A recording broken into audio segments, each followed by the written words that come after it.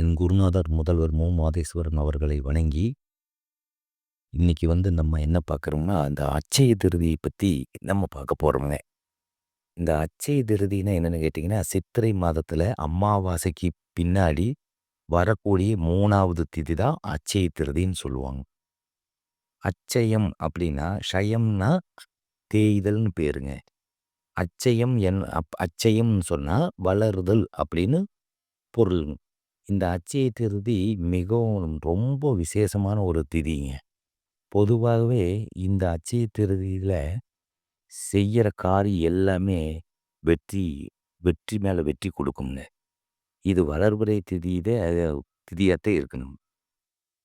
3ஆம் பிறை நாளான வர்ற திதியிலங்க எந்த சுபகாரியமும் செஞ்சா அது விருத்தி அடையுங்க.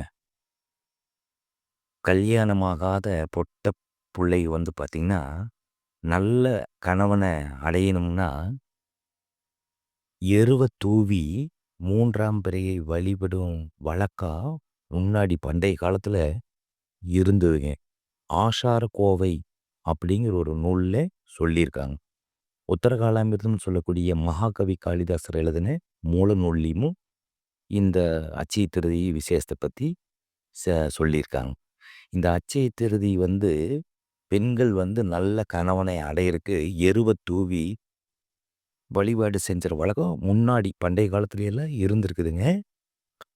3ஆம் பிறையை பார்த்துவிட்டு அம்மன் அதாவது குலதெய்வமும் அம்மனை தொழுது எந்த காரியத்தை நீங்க செஞ்சீங்கனாலும் கண்டிப்பா வெற்றி கண்டிப்பா கிடைக்குங்க.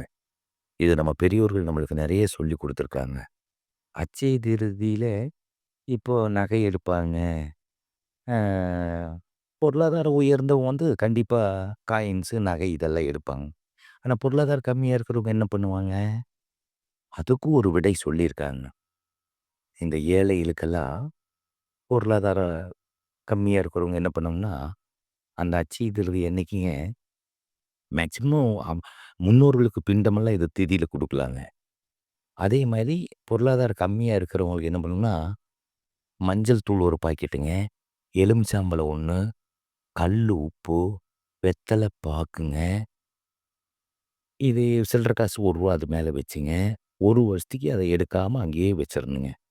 ஒரு தீபம் போட்டு சாமி கும்பிட்டீங்கனாலே, உங்களுக்கு நல்லதே நடக்குங்க. கல்யாணம் ஆகாத பெண்களுக்கு கல்யாணம் நடக்குங்க. குழந்தைங்க நல்லா படிப்பாங்க. தொழில் அபிவிருத்தியாகுங்க. வீடு கட்டக்கூடியவங்க வீடு கட்டுவாங்க. எல்லாம் விசேஷமான திதிங்க இது. அதனால எளிய முறையான இந்த பரிகாரங்களை செய்யுங்க. நல்லதே நடக்குங்க. வணக்கம்.